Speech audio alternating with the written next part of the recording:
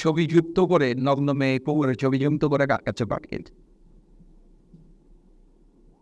হাইকোর্টে গেলাম, জামিন নিলাম, নিয়ে এসে লোয়ার কোর্টে সারেন্ডার করলাম। সেখানে ইমরুল কায়েস ছিল, অনেকেই জানবেন ইমরুল কায়েস এই ব্যক্তি লোয়ার কোর্ট থেকে আর হাইকোর্ট থেকে বিচারক আমাকে জেলে পাঠিয়েছে। আমার মোবাইল থেকে এই ধরনের কোনো ছবি যায়। এটা ছিল সম্পূর্ণ সাজানো একটা বিষয়। তো এই যে অত্যাচার নির্যাতন বিগত সরকার বলেছে, সেই পরিষদ তাদের বিচার করে, তাদের ফাঁসিতে তোলা। ওই যে ওর এক আওয়ামী লীগের মায়ানাকার মেয়ের জামাই কর্নেল তারেক সাই, এবং তার সাথে মেজর আরিফ বোধহয় আরেকজন লেফটেন্যান্ট কমান্ডার। আমি যখন ডিএদের সবার সাথে যেতে কাশীপুর কারাগারে, তখন ওই আমি দেখলাম তারা খুব পশ্চিমেদারে আছে। আমি আগের দিন রাতে গিয়েছি, গিয়ে দেখলাম দেখলাম আমাদের ডক্টর মুশারফ সারোগানের বসে। আমি মেজরকে দেখি আমি একটা কথা বলে আসছিলাম, তোমরা তো খুব ভালোভাবে আছো। ওদের একটা ধারণা ছিল সে কাজটা তাদের মান করে দিবে, আপাতত জেলে ঢুকেছে ছেড়ে দিবে। আমি অতি ছোট সালে জেলে দিয়েছি, কিন্তু আমাদের ফার্স্টে আমি মেজর ফিজা আজকে দিয়ে গেলাম।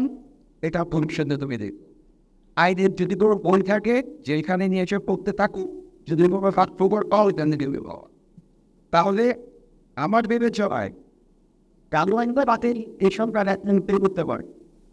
বিকজ আমার কালো আইন দিয়ে আমাদের দেশকে শিখতে করবে, আমার পারিবারিক জীবনকে ধ্বংস করে দিল।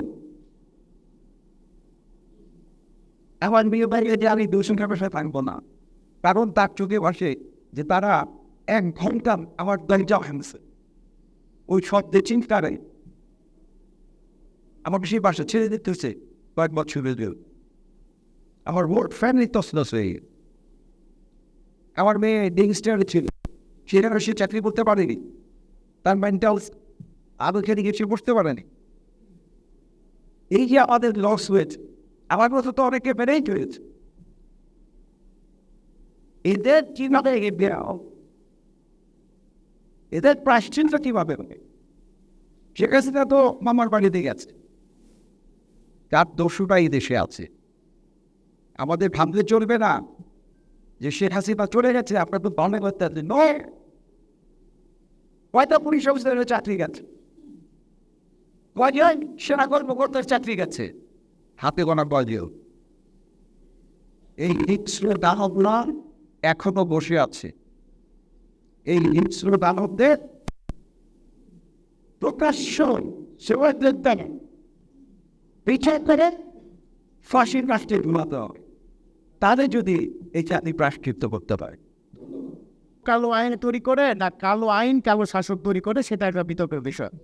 তবে কালো আইন যে কালো শাসক তৈরি করার জন্য উপযোগী একটা পরিবেশ, সেটা আমরা নিশ্চিতভাবে বলতে পারি।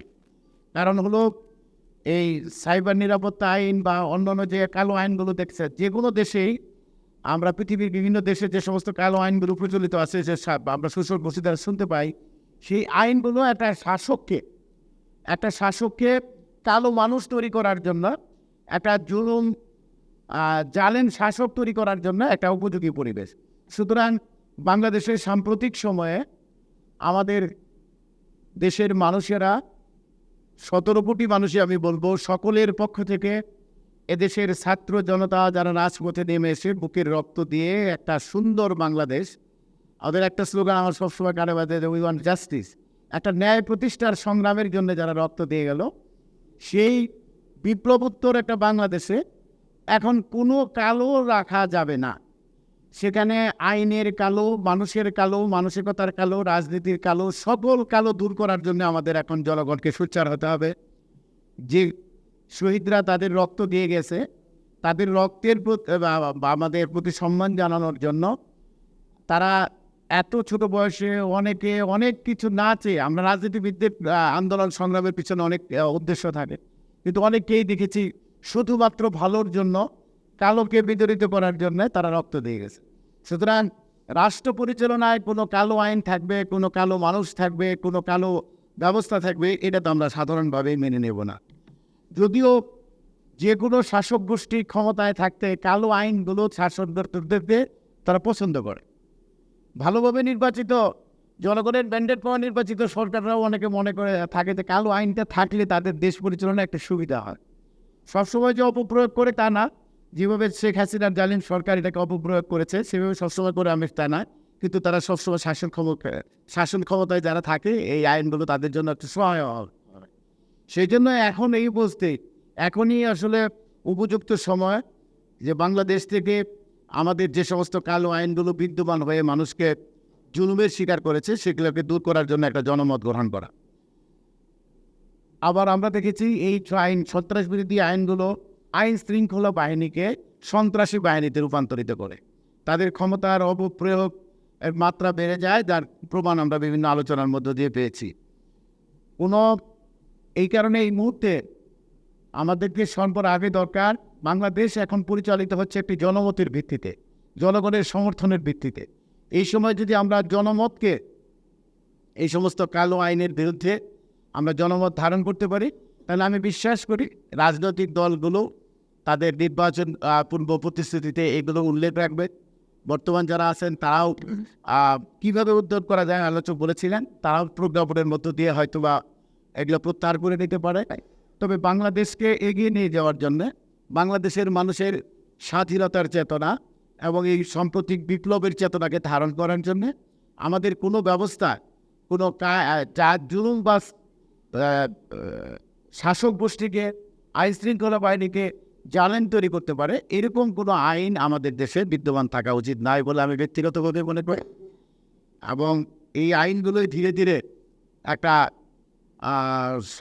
শাসক গোষ্ঠীকে, যারা দেশ শাসন করে তাদেরকে স্বৈরাচারে রূপান্তরিত করে, এর বিরুদ্ধে একটি জনমত তৈরি করে এখনই বর্তমান যারা ক্ষমতাসীন আছেন তাদের প্রজ্ঞাপনের মধ্য দিয়ে অথবা নির্বাচন পরবর্তী সময়ে রাজনৈতিক দলগুলোর কাছ থেকে কমিটমেন্ট গ্রহণ করার মধ্য দিয়ে এই আইনগুলোর থেকে পরিত্রাণ করে বাংলাদেশের মানুষের যে বাক স্বাধীনতা, কথা বলার স্বাধীনতা, মুক্ত চিন্তার স্বাধীনতা, একটা মানবিক বাংলাদেশ গড়ার যে প্রত্যয় নিয়ে আমাদের ভাইরা শহীদ হয়েছে, সেই বাংলাদেশের দিকে আমরা এগিয়ে যেতে পারবো, আমি এটা বিশ্বাস করি। আপনাদেরকে ধন্যবাদ। আমি মিজান ভাই সহ যারা সাফারার হয়েছেন তাদেরকে প্রতি সমর্থিত জানাই বলি। অনতি বিলম্বে মিজান ভাই সব বলেছেন যে এই কালো আইনগুলো একদিকে যেমন কালো, তেমনি একটা ভালো আইনও, একটা বিদ্যমান আইনও একটা কালো মানুষের জন্য সেটা তারা মানুষকে ক্ষতিগ্রস্ত করা যায়। যেমন আমি সাম্প্রতিক সময়ে, যেহেতু আমার ওই সন্ত্রাস বিরোধী যারা জুলুমের শিকার হয়নি, তারপর আমি দেখলাম 138টা মামলা আমাকে বিএনপি অফিসে জমা দিতে হলো, আমার নামে হয়েছে। 138টা মামলা হলো, এর একটা হলফ করে বলতে পারি, এবং এমন মামলা বাসের মধ্যে 50টা যে ধরনের ঘটনা সংগঠিতই হয়নি। ঘটনা সংগঠিত হয়নি এরকম একটি ঘটনায় আমি 5 বছরের সাজা পেয়েছি, কোর্ট দ্বারা কনভিক্টেড হয়েছি। এই ঘটনা ঘটে নেই। আমি জানি, আমি এখানে তো এখন বলার কিছু নাই যে একটা অফিসে বোম মারা হয়েছে, সেখানে কিছু লোক আহত হয়েছে, তারপরে কিছু লোক পালায়ে গেছে। এই টোটাল ঘটনাটাই আইন প্রয়োগকারী সংস্থাটা নিজেরা বানাইছে, লিখছে, কোর্টে দিয়ে সাবমিট করছে। কোর্ট সাক্ষী দিছে কিনা আমি জানি না, কিন্তু কোর্ট 5 বছরের সাজা আমাকে দিয়ে দিছে। তো সুতরাং শুধু যে কালো আইন মানুষকে বিপরীত করে তা না, কালো মানুষগুলো মানুষকে অত্যাচার জুলুমের শিকার করে। সুতরাং বাংলাদেশে কালো আইন দূর করার জন্য যেমন জনমত গ্রহণ করতে হবে, কালো মানুষ যাতে তৈরি না হয় সেখানে আমাদের শিক্ষা ব্যবস্থায়, আমাদের জীবন ব্যবস্থায়, আমাদের দৈনন্দিন চলাফেরায়, রাষ্ট্রীয় নীতিতে, আমাদের সামাজিক কর্মকাণ্ডে সবসময় এটা করতে হবে। এই ধরনের মানুষ কি করে তৈরি হয় যে একটা পুলিশের ড্রেস পরে একটা মানুষ একটা ঘটনা ঘটলো না, সেই ঘটনার উপরে পুঙ্খানুপুঙ্খানু মানে অমুক তারিখে অমুক জায়গায় এই সাক্ষী, ওরে পালায় যাইতে দেখছি, ওরে ধরছি, এরকম একটা ঘটনা লিখলো, থানায় এন্ট্রি করলো, আবার কোর্টে নিল। এমন কালো বিচারক কেমন হয় যে সেই ঘটনার উপরে একজন মানুষকে 5 বছরের সাজা পর্যন্ত দিয়ে দিল তুলনামূলক চাকরি ছাড়া? এই কালো মানুষগুলো আমাদের সমাজের থেকে দূর করার জন্য কী কী অভিপ্রায়, সে বিষয়ে আলোচনা হওয়া দরকার।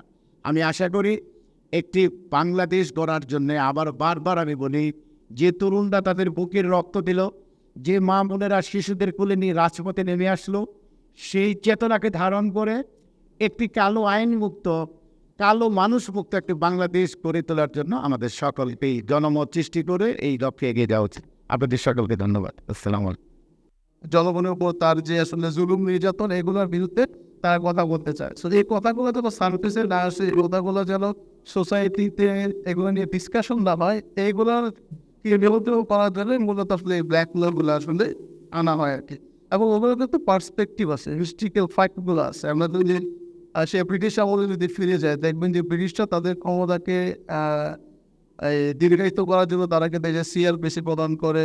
এবং এটার মধ্যে যে আলোচনা করছিল সেকশন 54 মানে ইনসার্ট করে সেকশন 167 ইনসার্ট করে 54 এর মাধ্যমে কিন্তু যে কোনো পুলিশ চাইলে যে কোনো ইন্ডিভিজুয়ালকে কিন্তু জাস্ট সন্দেহের বশবর্তী হয়ে কিন্তু তাকে অ্যারেস্ট করতে পারে এবং দীর্ঘ সময় ধরে তাকে কিন্তু জেলে আন্দোলন করে। 167 আমরা দেখলাম যে রিমান্ড নামক কি একটা ভয়ঙ্কর ব্যাপার। রিমান্ড হচ্ছে নর্মাল একটা বিষয়, রিমান্ড হচ্ছে যে কাউকে ডেকে পাঠানো। কিন্তু আমাদের দেশে রিমান্ড মানে হচ্ছে বোঝানো হচ্ছে একজন লোককে উল্টা করে পিটানো হচ্ছে, তার লোক তুলে ফেলা হচ্ছে, তাকে বেদম পিটুনি দিচ্ছে, তারপর একটা জরুরি কনফেশন নিচ্ছে। সো এইভাবে একটা মানে যে একটা ভয়াবহ সিচুয়েশন আসলে তৈরি করা হচ্ছে। সো এইটার একটা এই ব্রিটিশরা কিন্তু এই আইনগুলোকে ইউজ করতো তার যে ক্ষমতা এটাকে আসলে দীর্ঘায়িত করার জন্য। বাট স্যাড রিয়েলিটি হচ্ছে এই যে পাকিস্তান আমল গেল বা বাংলাদেশে আমরা 71 সালে স্বাধীন হলাম, এরপর 2024 সাল পর্যন্ত এই যে আইনটা এটার মাধ্যমে পুলিশকে অসীম ক্ষমতা দিয়ে দেওয়া হচ্ছে, এটা কিন্তু এখনো বাতিল হয় নাই। হ্যাঁ, হাইকোর্টের একটা ডিরেকশন থাকার পরও কিন্তু এটা আসলে এখনো বাতিল করা হয় নাই আর কি। আমরা যদি দেখি যার একটা বিশেষ ক্ষমতা আইন, শেখ মুজিবুর রহমান যখন ক্ষমতায় ছিলেন তখন তার যে বাকশালী রাজনীতি ছিল এইটাকে দীর্ঘায়িত করার জন্য কিন্তু বিশেষ ক্ষমতা আইনটা 1974 সালে মানে প্রণয়ন করে। বাট দ্য রিয়েলিটি হচ্ছে এটা দিয়ে কিন্তু তখনকার সময় তার যে অপোজিশন ছিল বা তার যারা সমালোচনা করতো এদেরকে কিন্তু এক ধরনের স্পিলিং প্রসেসে নেওয়ার জন্য কিন্তু এমন প্রভিশন রাখা হয়েছে যেটার মাধ্যমে একজন ইন্ডিভিজুয়ালকে চাইলে মাসের পর মাস, বছরের পর বছর কিন্তু আটক করে রাখা যেত। ইয়েট আমরা দেখতেছি এই আইনটা, এই বাকশালীয় আইনটা কিন্তু এখনো আমাদের দেশে বিদ্যমান এবং এটা অপব্যবহার কিন্তু করছে। বিএনপি বলি, জামাত ইসলাম বলি বা অন্যান্য পলিটিক্যাল পার্টি যারা মেম্বার আছেন তাদেরকে কিন্তু এই আইনের আওতায় এনে কিন্তু অ্যারেস্ট করা হচ্ছে এবং জুলুম নির্যাতনের মধ্যে দিয়ে নিয়ে যাওয়া হচ্ছে। আমরা যদি আরেকটা আইন দেখি, আলোচনা হচ্ছিল যে হচ্ছে ডিজিটাল সিকিউরিটি আইন বা সাইবার নিরাপত্তা আইন। এইটা কি, এটা দেখলাম যে শেখ মুজিবের নামে কিছু বললে বা সরকারের ভাবমূর্তি নষ্ট হয়, এইটা বললে আসলে তাকে অ্যারেস্ট করা যাবে। কোনো জার্নালিস্ট যদি বলে যে আজকে বৃষ্টি হচ্ছে, সরকার যদি মনে করে যেটা তার ভাবমূর্তির জন্য আসলে সমস্যা, রাষ্ট্রের ভাবমূর্তি নষ্ট করতেছে বা শেখ পরিবারের কারো ভাবমূর্তি নষ্ট করছে, তাহলে কিন্তু তাকে আসলে অ্যারেস্ট করে নেওয়া যেতে পারে। সো স্পষ্টভাবে দেখা যাচ্ছে এই আইনটার একটা সার্টেন যে গোষ্ঠীটাকে আসলে নিপীড়ন করার জন্য এই আইনটা প্রমাণ করেছে। সেটা হচ্ছে জার্নালিস্ট ভাইয়েরা যারা আছে তারা এটা হচ্ছে প্রধান শিকার এবং পলিটিক্যাল পার্টিগুলো তো আছে। আর ফোর্থ যে আইনটার কথা বলবো সেটা হচ্ছে যে সন্ত্রাস বিরোধী আইন, যেটা এটা আপনারা জানেন যে আমেরিকার যে গ্লোবাল ওয়ার অন টেরর এটার একটা বাংলাদেশি ভাষণ হচ্ছে এই সন্ত্রাস বিরোধী আইনটা। সো এখানে দেখবেন যে যদিও সন্ত্রাসী কার্যক্রমের ডেফিনেশন দেওয়া হচ্ছে এত বিস্তৃত যে কাউকে কিন্তু এটার মধ্যে আসলে এনে তাকে জুলুম নির্যাতনে আসলে আনা যায় আর কি। এবং আমরা দেখলাম যে পলিটিক্যাল পার্টিগুলোকেও এই আইনে নিষিদ্ধ করা হচ্ছে। সর্বশেষ আমরা দেখলাম যে জামাত ইসলামীকে কিন্তু বাংলাদেশ জামাত ইসলামীকে এই আইনের আওতায় নিষিদ্ধ করা হয়েছিল। এবং আমাদের যে 2009 সালে হিজবুত তাহরির বাংলাদেশকে এই একই আইনের ধারা নিয়ে কিন্তু আসলে নিষিদ্ধ ঘোষণা করা হয় আর কি।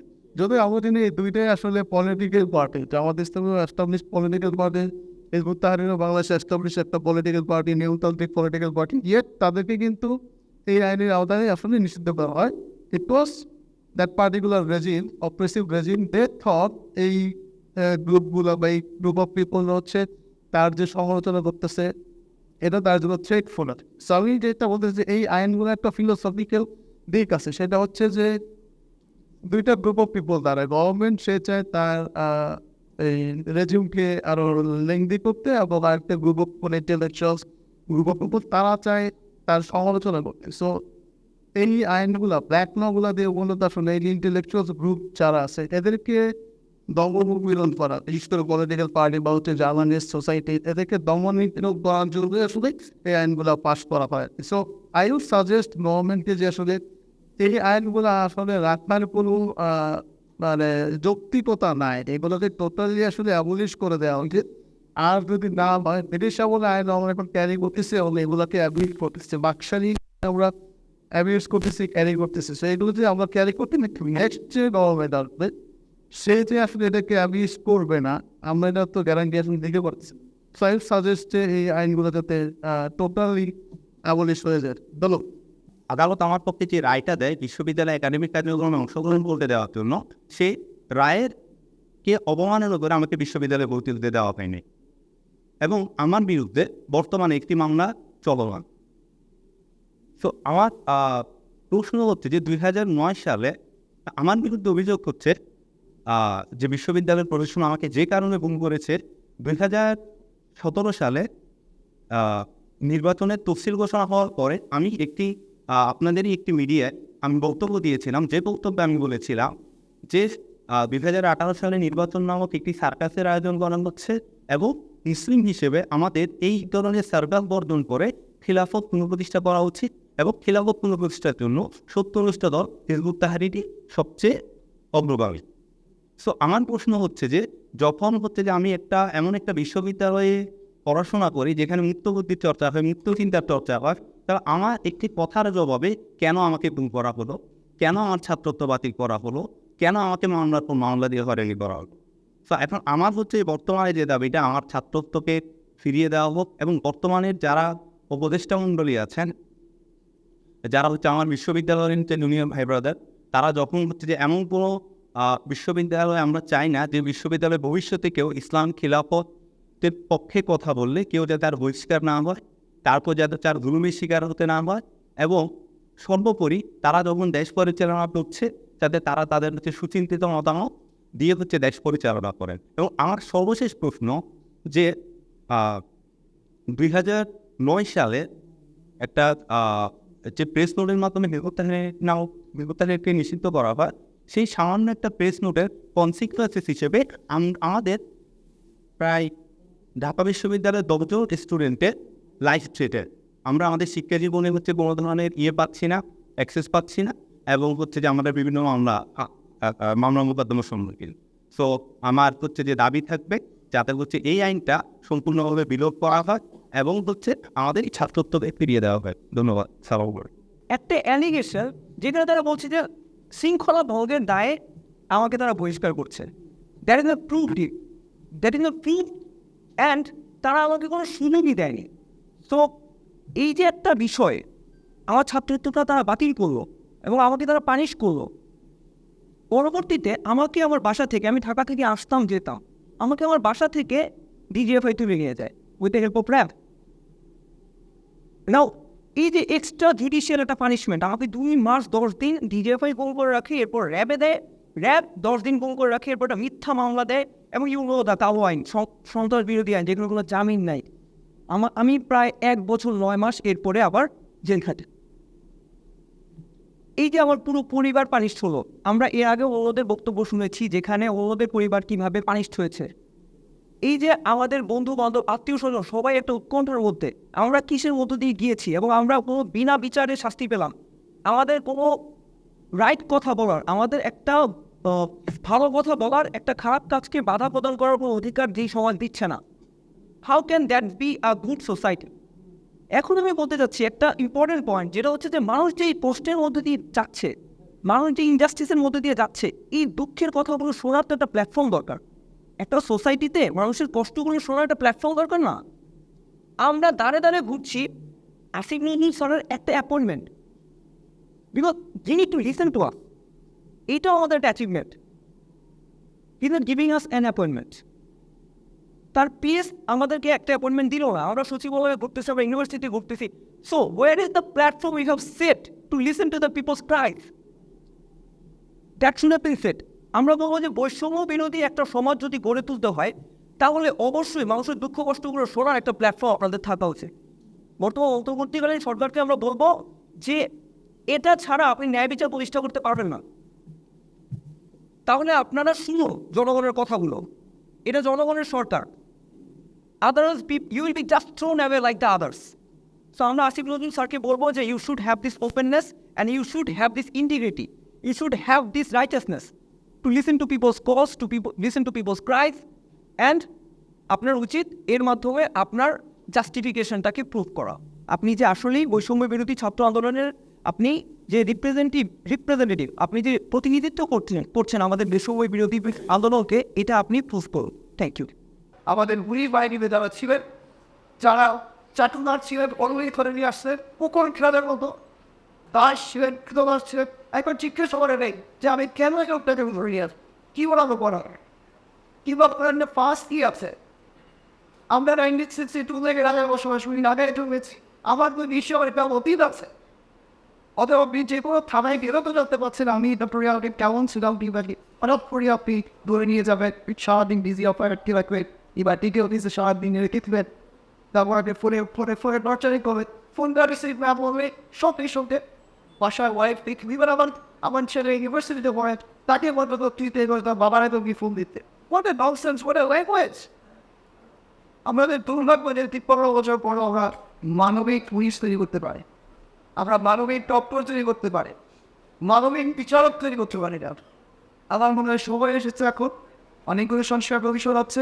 এখন যদি আমরা আসলে সত্যিকার এটা দেশপ্রেমিক, যারা দেশকে ভালোবাসে, তাদের কাজ আছে তাহলে যে কৃতদাস বিচারের চেয়ারে যদি বসেন, বিচারের চেয়ারে যদি বসেন, নির্ভীকতে বিচার করবেন, যারা কোনোভাবে কারো পক্ষপাতিত্ব করতে না। তো আশা করি আমরা যদি রাষ্ট্রযন্ত্রকে যদি আসলে আমরা দূষণমুক্ত করতে পারি, এই সমস্ত আবেদন চট্টগ্রাম কাজকে যদি আমরা বের করতে পারি, সংস্কার করতে পারি, তাহলে আসলে আমাদের সেই কাঙ্ক্ষিত বাংলাদেশ, স্বপ্নের বাংলাদেশ, সমৃদ্ধি বাংলাদেশ, এই আমাদের তরুণরা যে রক্ত দিয়েছে, ওই সবমনি এক বাংলাদেশ আমরা দেখতে পাবো। আপনারা সবাই ভালো থাকবেন, সুস্থ থাকবেন, নিরাপদ থাকবেন। ধন্যবাদ সবাই। বাচ্চা পড়ে ক্লাস 4-এ, চতুর্থ শ্রেণী। তো বাবা চাকরি করে, যে এত ছোটো চাকরি করে, আছে এই সদরের পরে আমার বাড়িতেও আছে, টিভিসে বাবা। তো বাবাকে শনিবারই প্রশ্ন করছে যে বাবা আইএন শব্দের অর্থ কি? এই 2-3টে বাক্য বিল মারি ছাড়ি আমি যাই দিয়া, এটা আওয়ামী লীগ শব্দের অর্থ কি? তো এটারও দেখা দিয়েছে। এর প্রেক্ষিতে একজন সাক্ষী ওলার এভিডেন্স রেকর্ড করার পর তাকে 10 বছরের সাক্ষী দেওয়া হবে, সাজা দেওয়া হয়েছে। এটা তো অফেন্সই না। কারণ আমাদের মুসলিমদের, আমি এইভাবেই বলে বলছি, সেই চ্যাপ্টারটা এখন অ্যাপ্লিকেশন নিয়েছেন যে কোনো অফেন্স না, আনলেস কোনো অপরাধী অপরাধ না, আনলেস এর পিছনে যদি মেন স্ত্রিয়া না থাকে, অপরাধের মিথ্যা বা উদ্দেশ্য যদি না থাকে, তাহলে এখানে তো পারি সেমনি কোনো শাস্তি লাগা হতে পারে। এটা হতে পারে প্রভোকেশন, এটা হতে পারে এনস্লেভস। এটা আমাকে দেখতে হবে যে এটা আসলে অপরাধের ফেডারেশন না আসে কিনা। মেজর বিজানসেন খুব সুন্দর করে পেয়েছে। আর এর প্রকৃত ডেফিনেশন দেওয়া আছে আল্লাহ রসুলের জবাবে, ইননামাল আওয়ানু বিনিয়াত, এখানেই বলা আছে। প্রত্যেকটা কাজ ডিপেন্ড করে তার ইচ্ছার উপরে, তার অবজেক্টের উপরে। তা আমি যদি কোনো অপরাধ করার আর কোনো কিছু না থাকে, করাচ্ছি হাইকোর্টে একটা মামলা এসে একটা ওয়েকে অ্যাডিশনাল ডিস্ট্রিক্ট জাজ হাইকোর্ট এডিশন মৃত্যুদণ্ড দিয়েছে। মেবি কাউন্সিলে গিয়ে বলবে মা তুমি কেউ হত্যা করেছে ব্যাপার, বলে এত প্রশ্ন কেন? আমি হত্যা করেছি, আমি কনফেস করেছি, 160 করেছি, আমাকে সাজা দিয়ে দেন না মা, তোমার কেনারা তবেই তার হমত। আপনার একজন ইয়ে বাইরে রাস্তা পরিষ্কার করতে তার মেয়ে এই ছিল, তো তার মাও বাড়িতে কাজ করতে হবে। তো শেষে ওই স্কুলে যেত, ছেলেরা তাকে উত্ত্যক্ত করত। পরে একদিন তার বাবা মা প্রতিবেশী সবাই তাকে দীক্ষা পেল, তুই মরতে পারিস, তুই গরিব মানুষের আবার মেয়ে আবার বের করিস, তো পরিকল্পনা একটা এরা কিনল। কিন্তু ছেলেনাকে রাস্তা দিয়ে যাওয়ার পথে নির্জন রাস্তা, তারাকে মারে, তারপর নির্জন আমি নিয়ে গেছি। তার এই ঘটনাটা কি? এই ঘটনা যখন বিবি কাউন্সিলে ম্যাথ করলো, তখন প্রিভি কাউন্সিল অ্যাপিলেট ডিভিশনের ওপরে অ্যাপিলেট ডিভিশনের জাজমেন্টগুলো আগে প্রিভি কাউন্সিল যেত আপনারা জানেন। তো অ্যাপিলেট ডিভিশন জাজ করবে চেঞ্জ অফ প্রপারেশন এবং সঙ্গে সঙ্গে তাকে অ্যাফিনিটাম বলি। ঠিক ক্রিমিনোলজি ফাউন্ডেশন হচ্ছে নামালার নবীন্যা। আমার অপরাধের পিছনে যদি বেরসিয়ে না থাকে, অপরাধ প্রবণতা না থাকে, ইটস নট এ অফেন্স। এবং কোনো বিচারকের বাবার ক্ষমতা নেই আইন দিয়ে তাকে সাজাবো, এটা গায়ের চলে বা আমি নিব। আপনারা অনেক মূল্যবান আলোচনা করেছি, ঘটনা শুনলাম। আমি 4 দশক বিচারকের চেয়ারে ছিলাম। আমি একবার সমাজ বিবর্জিত একজন লোক, আমার কেন পথ, কিন্তু আজকে এসে মনে হচ্ছে আমি ডিলাইট টেনে পেলাম এই দুঃখের কথা শুনে, আপনাদের জ্ঞানের কথা শুনি। কারো আইনের কথা আজকের এতে টপিক্সে বলা হয়েছে, যেটা সেটা ইন্ডিট করা হয়েছে কারো আইন আমরা বাতিল চালু যাই, এটাই বলা হয়েছে ভালো করে। আমি তার সঙ্গে একমত। কেন আমাদের দেশের কালো আইনের যে তালিকা করেন, সর্বপ্রথম যে কালো আইনটা দিয়েছিল বলেছেন আপনারা স্পেশাল পাওয়ার কত সালে হয়েছিল, কে করেছিল, কেন করেছিল, এটা ব্যাখ্যা করতে চাই না। সেটি হচ্ছে গাইডলাইন, কালো আইন তৈরির রাস্তা করে দিয়েছিল স্পেশাল পাওয়ার। কারণ পেলার পরে সব আছে। আপনি আমাকে আজকে করবেন ওর জামিন হাই গাইডকে জেলকে আরেকটা মামলা দিয়ে বোঝাবেন। অতীতে ও হয়েছে সম্পর্কে অ্যাপ্লিকেশন অনেক জানাবে দিয়েছে, একটাও সরকার আনবে, সব করাই আনবে, একটাও কার্যকরী হয়। তাহলে কোর্ট কি কোর্টের অনেক একটা জাজমেন্ট নিয়ে বলবো যে হাইকোর্টের বিশ্ববিদ্যালয় আছে, ইউনিভার্সিটি মানে না, তাহলে কি করবে? আপনি কি করবেন? আইনের কোনো ইনস্টিটিউশন যদি না হয় 4 years, এটা আপনি পড়বেই। আমি সংক্ষেপে বলতে চাই যে কালো আইন বলে কেন আপনারা শুনতে চান, আমাদের দেশে এক ব্যক্তির শাসন, যেখানে পার্লামেন্টে ফ্যান মনিটরিং অথরিটি নেই, একটি ব্যক্তি আছে যার অঙ্গ এটা করে কাজ হয়, সেটা হচ্ছে আর্টিকেল 17 যেগুলো আপনারা জানেন, যে তার ডিজাইনের বাইরে কোনো পার্লামেন্টের ব্যাপারে কোনো রাইট আছে নাই, বাইরে দেশে গণতন্ত্র আছে। এখানে ফান্ডামেন্টাল রাইট সম্পর্কে যে অ্যামেন্ডমেন্টগুলো করা হয়েছে, আর্টিকেল 7, আর্টিকেল 26, তারপর আপনার আর্টিকেল 142, আর্টিকেল 50, আর্টিকেল 44, আপনি এইগুলো আগেভাবে বলেছি। দেখেন সবই নীতি, সংবিধানটা এত জগা খিচুড়ি, এটাকে ডাস্টবিনে ফেলা ছাড়া আপনি এটাকে এটাকে কি করে সংশোধন করে কিছুই করতে পারবেন, এর কোনো অংশতে হাত দেওয়া যাবে। আমার মতে সংবিধানকে ডাস্টবিনে ফেলে দিয়ে একটা 15 পৃষ্ঠার 10 পৃষ্ঠার অ্যামেন্ডমেন্ট পিরিয়ডের জন্য একটা কনস্টিটিউশন করা উচিত, যে কনস্টিটিউশনে সকল ধর্ম, মত, পেশা, লোকের ইকুয়াল রাইট প্রোটেক্ট করবে, এরকম একটা বিধান থাকা উচিত। এখানে শুধু হিন্দু মুসলিম নাই, উপজাতি আছে, বিভিন্ন ভাষাভাষী আছে, সকলের রাইট অনেক equal before the law, equal protection of law, যেটা কোরআন বলেছে, যেটা হাদিস বলেছে। আপনারা একটু আপনি রাশিদিনের কথা বলছেন, সেখানে ভিন্ন মত ছিল না। আরো সংক্ষেপ করে বলতে চাই যে যারা প্রতিটা জগৎ করে তখন বিভিন্ন ধর্মের বিভিন্ন পক্ষের লোক নিয়ে এটা করা হয়েছিল। মুসলিমরা বাংলার নবী প্রফেট নিজের মত বুঝে এটা করেন নাই। এই 56টা আর্টিকেল এটা সারা দুনিয়া ব্যাপী আজও অবস্থিত হচ্ছে। নাস্তিক আস্তিক সবাই দূষণ করছে। এক কথায় আমি সে সঙ্গে বলতে চাই, কালো আইন গুণা আসলে কালো আইন দিয়ে ওটাকে সুন্দর করে বিচার করতে পারি। এটাকে ডাস্টবিন ওয়াশিং ফেলতে আসে, স্পেশাল পাওয়া থেকে শুরু করে। আরেকজন বলেছেন যে এই ডিজিটাল সিকিউরিটি অ্যাক্টে কম মামলা হয়েছে, না আমি হাইকোর্টে এখন কাজ করে শুনবেন। তখন খানিক মামলা আমার পড়ে গেছে, তখন খানিক মামলা আছে যেখানে পানিশমেন্ট হয়েছে, এই জন্য সরবি দিব, এগুলো তো অবশ্যই ফেলে দিতে হবে, কোনো কালো আইন থাকবে না। আচ্ছা, সব আইন যদি বাতিল করে দেন দেশ কীভাবে চলবে একটা প্রশ্ন এসে যায় না? আমাদের পেনাল কোড আছে, স্পেশাল পাওয়ার থেকে যত আইনগুলো আপনারা দেখবেন, তারপরে এই রিহ্যাবিলিটেশন অ্যাক্ট থেকে যত ভালো আইনগুলো করেছে, সেগুলো কিন্তু পেনাল কোডে একটা ধারাকে ড্রপ করে ডেলি স্পেশাল ফর্মা করেছে। আমি একটা স্পেশাল ল রাখার পক্ষে নাই, আমার বিচারিক জীবনের অভিজ্ঞতা থেকে বলছি। সবগুলো ফেলে দিতে হবে, জনবান্ধব কল্যাণকর আর একটা সিস্টেম। আইনের চরিত্র হচ্ছে আর যে আইন দেবো ভালো আইন 5 বছর পরে অবশ্যই কাজ করে দিবে, কারণ সমাজের মূল্যবোধ জীবন ব্যবস্থার সাথে যে সংগতিপূর্ণ হবে না।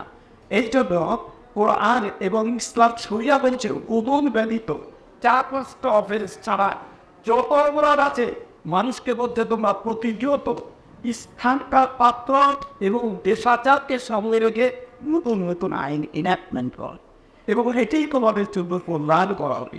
ওই তিমুরের লোকদের জন্য যে আইন, বাংলাদেশের লোকদের জন্য সে আইন করা যাবে না।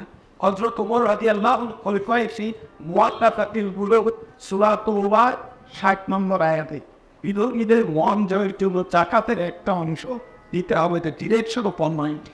বাট এই আয়াতগুলা কোরআনের আয়াতগুলো আপনাকে বুঝতে হবে এটা শরিয়া সম্পর্কিত। আমার জীবন ঘনিষ্ঠ কোরআনের যে আয়াতগুলো আছে স্থানকাল পাত্র সময় অনুযায়ী বা ভিন্ন ব্যাখ্যা ভিন্ন ইমপ্লিমেন্ট হবে, এটাই হচ্ছে প্রগতিশীল আইন। ইসলাম মাধ্যমে করতে হবে। এবং ওমর রাদিয়াল্লাহু বলবে এই আইন আমি মানি না। তখন সব সাহেবরা বললেন আপনি কি বলে? সহজ কথা হচ্ছে আইন সমান উপযোগী এবং জনবান্ধব করার জন্য সকল শ্রেণীর সকল পেশার সকল মানুষের জন্য কল্যাণ করার জন্য প্রতিনিয়ত এটা পরিবর্তন চলমান থাকবে, এটাই আইনের চরিত্র। আজকের আইন 10 বছর পর অকেজ ডাস্টবিনে ফেলার আইন। সংবিধান তো দূরের কথা, সংবিধান তো কাঠ পিস করে একটা সংবিধান করেছিলেন। আর ইদানিং কালের অ্যামেন্ডমেন্ট তো জনকল্যাণে আবেননি, ব্যক্তির উদ্দেশ্যকে চরিতার্থ পেতে বলা হয়েছে। এই সব বলাকে ঠিক বিদায় করে স্বল্প সময়ের জন্য বিজ্ঞ বিশেষজ্ঞতা যারা জনকল্যাণ চায় তাদের বক্তৃতা করছে। আমি আশা করি আমার বক্তব্য আপনাদের কাছে তুলে ধরতে পেরেছি। আশা করি আমরা আমাদের জাতির যে পরিবর্তনশীল সমাজ এসেছে, বৈষম্যবিহীন সমাজ এসেছে, এই বৈষম্য কথাটা কিন্তু সব মানুষের বিষয়তে সবার আগে আসছে। আমরা এরকম একটা কিছু করতে পারি, আমাদের সমাজ পরিবর্তন হবে, জনকল্যাণ বা জন আকাঙ্ক্ষা পুরো হবে এবং নির্যাতন থেকে আমরা মুক্তি পাবো। আপনাকে শপথ ধন্যবাদ। বাট আমি একটা আমার টি পয়েন্ট শেয়ার করতে চাই। আমি মনে হয় আমাদের রাজনীতির একটা অনেক লিমিটেশন আছে, আমরা আমাদের পলিটিক্সটা দেখিয়ে ফেলিস। সো দেখো 2024 সালে এসেও কিন্তু আমরা একটা বিভক্ত জাতি বিভিন্ন হয়েছি, যার প্রমাণটি আমি দেখছি যে এই দলের ভিতর। বাট ইউ ওয়াট হচ্ছে দ্য রিয়েল স্ট্রাগলস ইজ গন যে আওয়ামী লীগ বিএনপি জামাত আওয়ামী লীগ, আমরা যদি বড়ভাবে দেখি আমাদের প্রবলেম তো এসে আমরা শুধুমাত্র ন্যাশনাল আসপেক্ট যেমন পলিটিক্সটাকে বলছি, আমাদের দেখা উচিত গ্লোবাল আসপেক্ট থেকে। সো বাংলাদেশের পলিটিক্সটা হচ্ছে একটা গ্লোবাল পলিটিক্সের একটা পার্ট। সো সেইগুলো যদি আমরা দেখি, সো আজকে গ্লোবাল পলিটিশিয়ান আমেরিকা উইকেন্ড তারা অ্যাকচুয়ালি বা ভারত আমাদের কি হবে, আমাদের দিকে তারা বাঙালি হিসেবে দেখেনি, তারা আমাদের দেখে একটা মুসলিম মেজরিটি একটা ন্যাশন হিসেবে। তো তারা কিন্তু তাদের অরেসি, তাদের ল অ্যান্ড অর্ডার এবং তাদের নিয়োগ যেসব এজেন্ট রুলাররা তাদের মাধ্যমে কীভাবে এই অপশনকে সাবজুগেট করবে, এটা কিন্তু তাদের এই যে ভিউ পয়েন্ট, এই ভিউ পয়েন্টের আলোচনা তারা তৈরি করে দিতে। সো আজকে যেহেতু আলোচনা হচ্ছে কাউ আইন নিয়ে, আমি দুটো কথা বলবো। অনেকেই কাউ আইন নিয়ে অনেক কথা বলেছেন। দেখুন বুঝতে সঠিক, হাসিনা সরকার কিন্তু গত 5 আগস্ট তার কতই হয়েছে, কিন্তু হাসিনা সরকার যেটুকু কালো আইন দিয়ে যুবক করতো সেই কালো আইনগুলি কিন্তু আমরা এখনও আমাদের রাষ্ট্রীয় অবস্থিত দেখতে পাচ্ছি।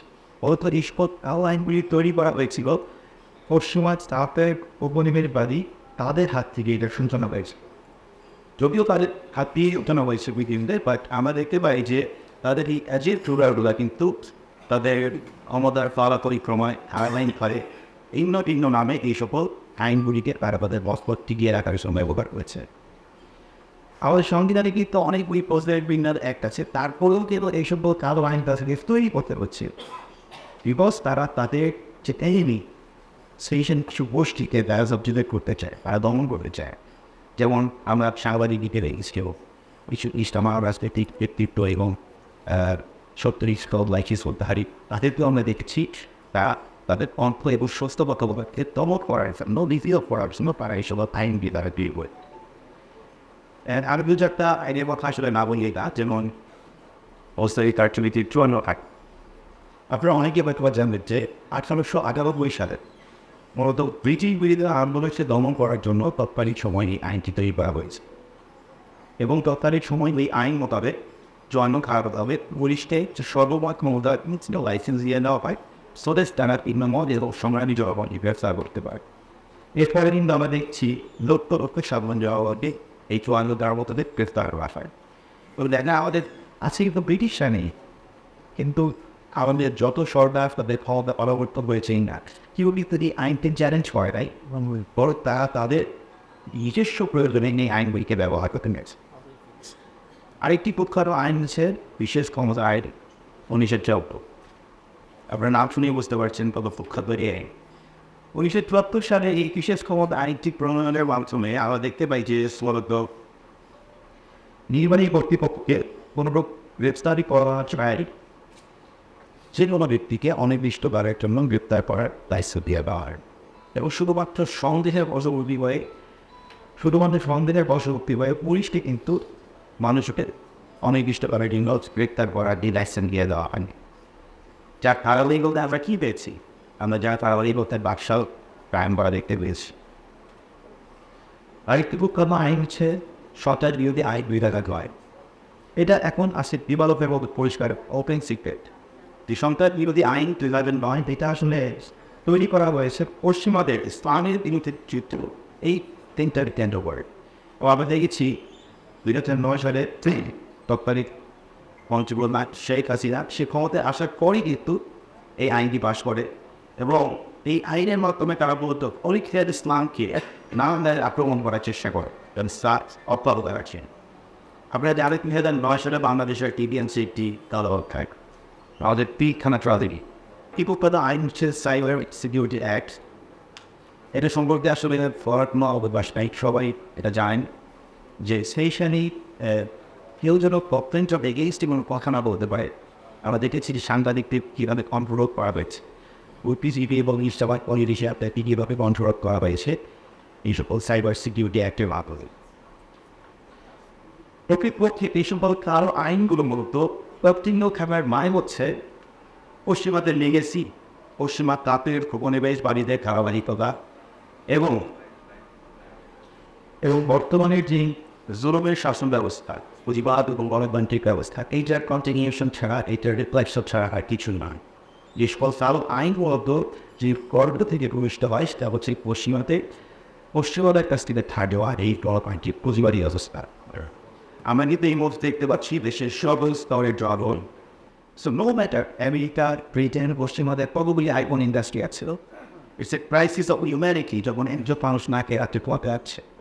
অপরদিকে আমরা যদি কোমরে দিয়ে বেলা আগ্রহ দিয়ে তাকাই, যাকে আমরা দেখছি রাতে অনতে পারে বা তার জনসনের জন্য খাবার নিজের পিছিয়ে করে নিয়ে গিয়েছে এবং তার একটি বিখ্যাত যে বক্তব্য আমরা সবাই জানি যে ফোরাত অনেক দিয়ে একটি কুকুরও যদি পানি না খেয়ে মারা যায় এর জন্য আমি ওমর আল্লাহ সুবহানাহু ওয়া তাআলার কাছে একটা বল। তার মানে আজকে আমরা একটা ন্যায়নিষ্ঠ একটা ব্যবস্থা, একটা কদম বাংলাদেশের স্বপ্ন দেখছি, বাট রুলারদের তারা রেসপন্সিবিলিটি যখন নির্ধারণ হচ্ছে তখন এটার সাথে কি গড ফিয়ারিং বিষয়টা আদৌ ইগনোরেড এক্সপ্লোরেড এই আলোচনাটা কিন্তু আমরা কেউ পাচ্ছি না। পরিস্থিতিতে আমরা দেখতে পাচ্ছি তাও আইনের ধারাবাহিক আমি সবাইকে উদাত্ত আহ্বান জানাবো আপনারা এসব তাদের সম্পর্কে জানুন, তাদের আইডিয়া সম্পর্কে জানো, কীভাবে তার সার্টিফিকেটে কাজ করে যাচ্ছে সেই সম্পর্কে আরও বিস্তারিত জানাবে এবং ইসলামকে আপিল করার জন্য আনতে দাও ওয়ান স্টেপ এখন। সর্বশেষে আল্লাহ সুবহানাহু ওয়া তাআলার পবিত্র কালামের একটি আয়াতটি শেষ করবো যেখানে আল্লাহ সুবহানাহু ওয়া তাআলা মুসলিমদের অ্যাড্রেস করে হচ্ছেন তোমরা এই সর্বশ্রেষ্ঠ জাল ভারত থেকে প্রদানের জন্য বসের উদ্ভব হস্ত হয়েছে, তোমার সব কাজে আদেশ করবে, অসৎকাজে নিষেধ করবে এবং আল্লাহ মানাবে। এই বাংলাদেশে গত 16 বছরে যা ঘটেছে শুধু জিনিসটা আমাদের সবাই গুরুত্ব দিবে চায় সুদের হিসেবে কিন্তু 16 বছর তুলনা হবে না। আমাদের মনে রাখতে হবে আমাদের জীবন থেকে 32 বছর চলে গেছে, 348 বছর চলে গেছে আমাদের একটা মানুষের জীবনের বন্দিনে। তা আমাদের এই 16 বছরের যে জলটা এইখানে শুধু এই কালওয়ারি এই কভারটা দিয়ে আমরা আজকের এই অনুষ্ঠান শেষ করতে পারবো না, অনেক কিছু তোলা একটা আইন যে তৈরি হলো কালওয়ারিগুলো না করতে বলবো 74-এর কথা আসতেছে, তারপরে সাইবার সিকিউরিটিজ অ্যাক্টের কথা আসতেছে, সেকশন 54 অফ দি সিএফটিসি কথা আসতেছে, পেয়াল বন্ডের কথা আসতেছে, বিশ্বতন্ত্রী এগুলো স্যার যেটা বলেছে আমি ওরা সব একমত। স্যার যেটা বলেছে মাসাদ হোসেন স্যার, আসলে আমাদের এই আইনগুলি ইম্পর্টেন্ট। আমি আপনার যখন ল স্টুডেন্ট, আমি দেশের বাইরে একটা রেস্টুরেন্টে বসে একটা আরেক ওই দেশের একটা ল স্টুডেন্টের সাথে কথা বলেছিলাম। সে আমাকে বলেছিল যে আমি সেকেন্ড ইয়ারে যখন ল পড়ি তখন আমি আই ডেড ল কেন প্লিজ ছাড়লেন। উনি বললো ওই ছেলেটা যে law is only for poor, sorry law is only for rich, it is not for poor. এখানে উনি যেটা পুয়ারের রিচ বলতে যেটা বলে হচ্ছে সেটা হচ্ছে রিচ বলতে শাসক গোষ্ঠী বলে হচ্ছে, আর পুয়ার বলতে যাদেরকে অপ্রেস করা তাদেরকে বলেছে। এক্স্যাক্টলি প্রায় 30 বছর আগে বর্ণনা সেটা। 30 বছর পরে 25 বছর পরে আমি আমার ব্যক্তিগত মানে আমার ল প্রফেশনাল লাইফে এটা প্রভাবিত হয়ে গেছে যে ল আসলে অপারেশন করার জন্য আপনাদের কিছুই কিনাটা শেষ করতে হতো। যারা শাসন করে তাই অপারেশন করবে। আচ্ছা, আরেকটা জিনিস হচ্ছে আপনার সার্কিটে বলতেছেন আপনি ওনার সাথে একমত। আমাদের সবচেয়ে বড় কারণ বলতে দেবেন, সবচেয়ে বড় কারবার আমাদের সংবিধান। এটা শৈলেবার সংশোধন করা হয়েছে গত 12 বছরে, এবং এটা আপনার যখন যে গভর্নমেন্ট থাকে তাই তাদের এটা চেঞ্জ করে। এবং আমার যেটা অভিপদ তাদের নামে গত সপ্তাহে নিয়ে একটা লাভ দেবেন হয়েছে ইয়ের উপরে, সংবিধানের উপরে। এইটা কিন্তু কোনো কপি না, এটাই পদ্ধতি কিছু নাই। আমাদের উচিত স্যারের বদলের মধ্যে এটাকে স্ট্রিক্ট আপনার রিভিউ করতে হবে। অ্যাপ্রোভেশন যেটাকে বলা লিগাল পার্ট হচ্ছে অ্যাপ্রোভেশন। অ্যাপ্রোভেট করে আপনার একটা সংবিধান তৈরি করি যেটা আমাদের ইন্টারভিউ পিরিয়ডে তৈরি করতে পারে, আবার পরের পর অ্যানাদার 10 years তৈরি করতে পারে। কারণ হচ্ছে এটা এমনভাবেই এখন তৈরি করা আছে, এটাকে কাটচাট করে ধরে আমরা বিরাতে পারবো। কারণ এটার মধ্যেই আপনার আইডিটা সাইডারটি তৈরি আসতেছে। এটার মধ্যে প্রেসিডেন্ট প্রাইম মিনিস্টারের ক্ষমতা ভারসাম্য নাই। আপনার প্রেসিডেন্ট সাহেবের এক মিলার পাবলিক পড়া ছাড়া বলতে গেলে কোনো কাজও নাই। তারপরে আপনার সরকারি যে আমলাদের যে চাকরি বয়স সীমার ব্যাপার স্যাপার আছে, অনেক কিছু মানে এগুলি এটাকে আমাদের বাদ দিয়ে এই যেটা বলতে হবে এটা আমাদের সবচেয়ে বড় প্রবলেম। তা আমাদের এইটার ব্যাপারে চিন্তা করতে হবে। আর হচ্ছে এই অ্যাক্টিভ টেরোরিজম অ্যাক্ট বলে যেতে বলে সেগুলো আসলেই কিন্তু ওয়েস্টার্ন ওয়ার্ল্ড থেকে এসেছে। ওয়েস্টার্ন ওয়ার্ল্ডের একটা জিনিস আমাদের বুঝতে হবে, সেটা হচ্ছে ইসলামকে অপারেশন করার চেষ্টা তাদের সফল হয়। এবং people তারই বলেন, জামাত ইসলাম বলেন বা বাংলাদেশের যে কোনো অরিজিনাল বাহিনী which is connected with Islam, তাদেরকে এইসব আইন দিয়ে বদল করে তাদেরকে ব্যাক করা হয়, আনফিট করা হয়, সেই করা হয়। তো এই আইনগুলো আমাদেরকে বাতিলই করে দিতে হবে। এখন আমরা এই আজকের এই পরিস্থিতিতে আপনারা আশা করি একমত হবে। আমরা চাই যে যেসব বলগুলির উপর নিষেধাজ্ঞা দেওয়া আছে বাংলাদেশের ইসলামী বলগুলির উপরে, এই বলগুলির উপরে প্যানিংটাকে আটমাটি করা হবে। তাদেরকে কথা বলতে দাও। আমরা গত 16 বছরের কোনো কথা বলতে পারি না। তাদের শুনতে হবে, তাদের কথা শুনতে হবে, তাদেরকে ডাকতে হবে। তারপরে যদি আপনি প্ল্যান করে মাঠের পরে যেতে পারেন, কিন্তু উইদাউট এনি লতে সবাই জানি যে নো ওয়ান ক্যান বি জাজ উইদাউট হিয়ারিং। আপনি কথাই শুনলে তাহলে তাদের শেষ করে দিলে বলা দিকে হত্যা করে নিতে হবে না। তারপরে আমাদের বয়সটা 3 জন ছাত্র আছেন, তারপরে আরেকজন নর্থ ইউনিভার্সিটির একটা পেটলাম। তো ওনাদের যে ক্ষতি হয়ে গেছে, এইটা তো আমি লয়ার বা ম্যাজিস্ট্রেট যেতে বলি, এটা আনপ্রেসিডেন্টেবল একটা সিচুয়েশন।